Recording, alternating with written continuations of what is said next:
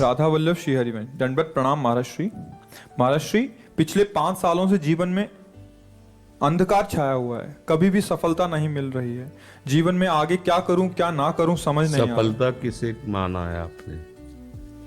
महाराज जी, श्री जी मैं पढ़ाई पूरी की और मैंने श्री जी से कहा कि मैं अब क्या करूं। तो उन्होंने मुझे कुछ संकेत दिए थे कि आप सरकारी में जाइए और प्रभु की सेवा करिए।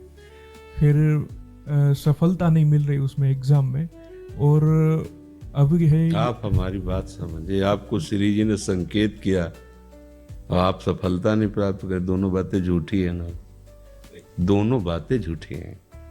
आप सत्य को स्वीकार कीजिए। श्री जी के संकेत को आप जानने लगे। आप श्री जी के संकेत तो तभी जब आप उनकी मन की बात जान लेना, तो आप कितने बड़े सिद्ध हो गए। और फिर सफलता किसकी चाहते हो? प्रकृति जन्य की। आप श्री जी के संकेत को जान जाओगे तो श्री जी के प्रेम की सफलता चाहोगे, लोकवत नहीं। और ये लोक की सफलता, सुनो पहले, प्रारब्ध के अधीन है। इसकी सफलता के लिए श्री जी से प्रार्थना मत करो। हमारी बात समझना। विद्यारण्य जी एक बहुत बड़े महापुरुष हुए हैं। उन्होंने अपने माता पिता को सुखी करने के लिए, धन प्राप्ति के लिए गायत्री अनुष्ठान किया। ब्राह्मण कुल में जन्म हुआ था। एक पुरस्चरण 24 लाख गायत्री होता है। उन्होंने एक पुरस्चरण किया, 2 पुरस्चरण किया, एक बार भी कोई धन की प्राप्ति नहीं हुई। आखिरी में उन्होंने संन्यास लिया। जीव संन्यास लिया, माता गायत्री प्रकट हो गई। उनका अब इंद्रासन भी मांगो तो आपका, तो बोले अब क्या जरूरत है, अब तो वैरागी हो गया, विरक्त हो गया। माता पिता भी पधार गए, उनकी सेवा के लिए अर्थ चाहना। 23 पुरस्चरण किए और आप तब नहीं आए, तो उनका तुम्हारे अनंत जन्मों में ऐसे 24 महापाप थे जिनके कारण मैं नहीं आ पा रही थी। अब वो 23 पुरण से चरण से नष्ट हुए, पुरस्चरण से, और 24वां तुमने संन्यास लिया, तो अब आप जो चाहो पर। बोले अब चाहिए ही नहीं, क्योंकि अब सन्यासी हो गए, अब तो ब्रह्म प्राप्ति के लिए। तो इससे आभास होता है कि अगर हमारा बुरा प्रारब्ध है तो हमको भोगना पड़ेगा।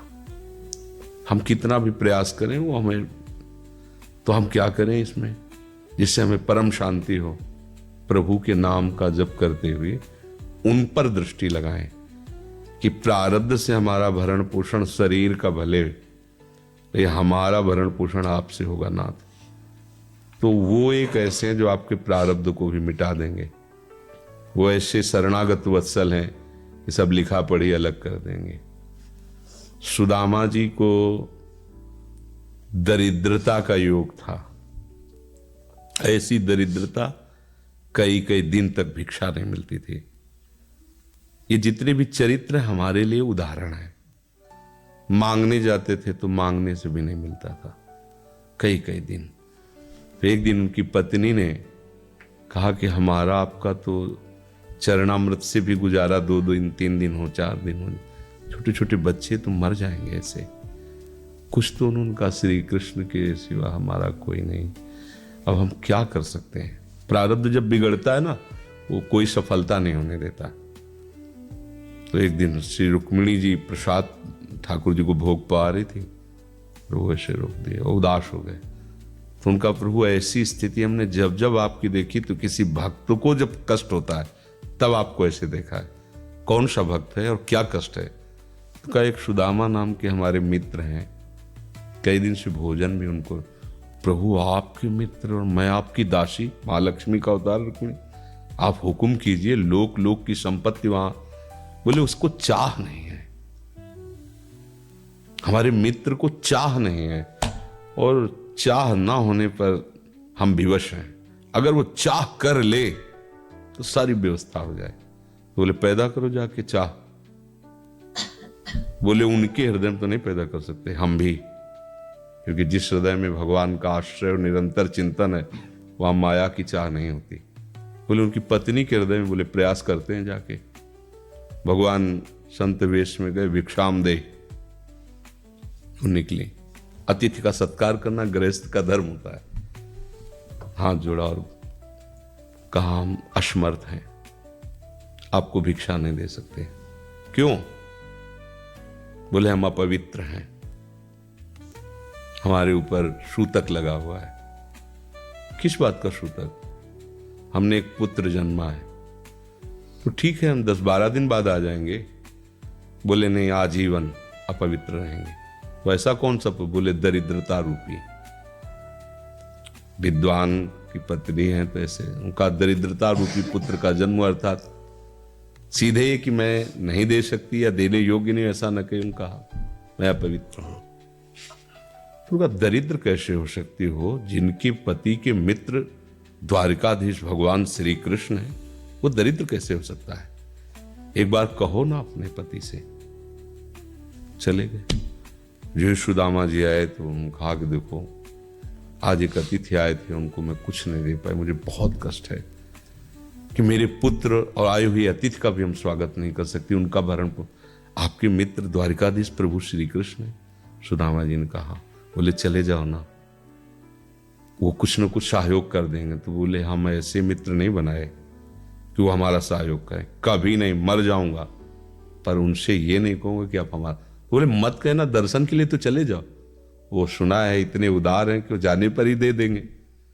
सुदामा जी ने कहा दर्शन के लिए तो जा सकते हैं, बहुत दिन हो गए, ठीक है, पर मित्र के पास जाए तो कुछ लेके जाना चाहिए, मेरे पास तो कुछ नहीं है।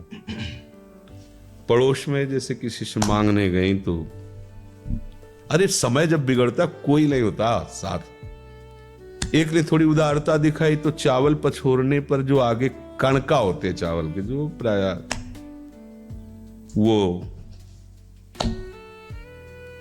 लिए सुदामा जी ने कहा हमारे प्रभु भाव के भूखे, कुछ ले जाएंगे, खाली हाथ तो नहीं है।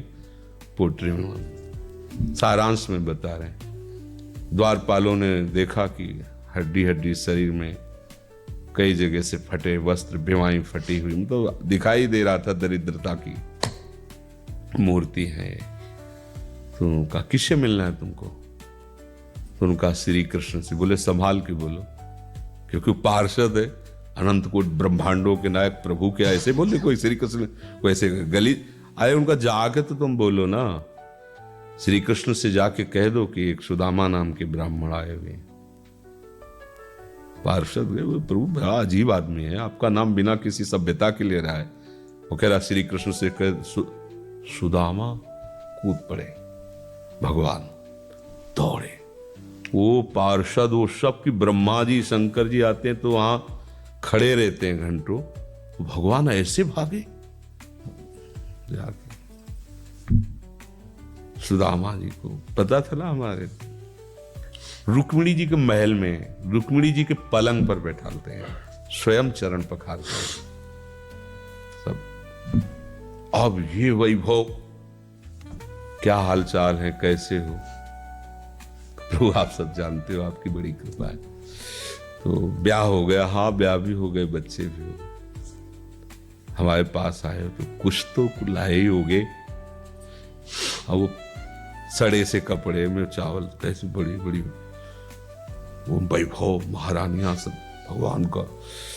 चुप ऐसे बोले, देखो फिर चुप कर रहे हो, हमारे हिस्से की चोरी पहले की थी और फिर चुप कर रहे हो। और उन्हें हिम्मत नहीं पड़ रही थी, इतने महामहिम प्रभु को कैसे हो तंदुर। भगवान ने ऐसे छीला, ओहो आज तक मुझे ऐसा स्वाद नहीं मिला। भगवान बड़ाई कर रहे, देखो रुक्मिणी जी की आंखों में आंसू आ गया उधर से। भगवान पकड़ लिया हाथ, बस प्रभु हम आपकी सिवा नहीं रह सकती हो। भगवान तो सुदामा जी का स्वागत सम्मान को अच्छे कपड़े पहनाए। जब चलने लगे ना तो भगवान की तरफ वो देखते, मतलब कामना नहीं पर कि देखा पत्नी कह रही थी जाओगे कुछ लोग कुछ चले प्रभु, हाँ ठीक, इधर से ऐसे चले जाना, हाथ भी खाली। प्रभु ने कहा देखो ये कपड़े जो है ना महंगे हैं, रास्ते में तुम्हें चोर बदमाश, तुम अपनी पोशाक पहने इनको उतार दो। बोले बड़ी कृपा, कपड़े भी उतार लिए और रास्ते में सोचे देखो निगेटिवली सोच रहे, मेरे श्री कृष्ण मुझे कितना प्यार करते हैं। उन्होंने इसीलिए नहीं दिया कि दरिद्र कहीं संपत्ति पाकर मतवाला होकर मुझे भूल न जाए, मुझे कितना प्यार करते हैं। प्रभु के प्यार में मगन होकर पहुंचे। सुदामापुरी खड़ी जैसे द्वारिका। तो उनको भ्रम हुआ कि मुझे लगता है चलते चलते मैं पुनः द्वारिका आ गया। तो आप पूछ रहे हैं कि ये किसका है? भगवान के पास विधाता है, उनका प्रभु ये तो गलत हो गया। इनके भाग्य में हमने लिखा था क्षय श्री, ऐश्वर्य का नाश, जीवन में नहीं ऐश्वर्य, क्षय श्री। भगवान ने उसका उल्टा कर दिया यक्ष श्री। जैसे कुबेर का अथाह धन का खजाना, त्रिभुवन का खजाना वही है कुबेर के पास, जैसे कुबेर का खजाना यक्ष श्री। तो कहा प्रभु, तो उनका इन्होंने एक पुण्य किया है, अनंत ब्रह्मांडों के समस्त जीवों को तृप्त कर दिया है। और वो खुद को खाने को ले तृप्त, बोले मेरे रोम रोम में करोड़ करोड़ ब्रह्मांड वास करते हैं और इनके तंदुलों से मैं तृप्त हो गया। अनंत ब्रह्मांडों का भंडारा हो गया, उसका जो पुण्य होता है लिख दो इनके भाग्य में। अब किसी की चलेगी प्रभु के आगे? तो एकमात्र प्रारब्ध को मिटाने वाले भगवान है। कर तुम अकर तुम अन्यथा कर तुम। तो आप भगवान की शरण होकर उनका नाम जप कीजिए और उनसे प्रार्थना कीजिए कि आपको उचित लगे तो समस्या का समाधान कर दीजिए, नहीं तो मुझे समस्या से लड़ने का बल और विवेक दीजिए, बात बन जाएगी।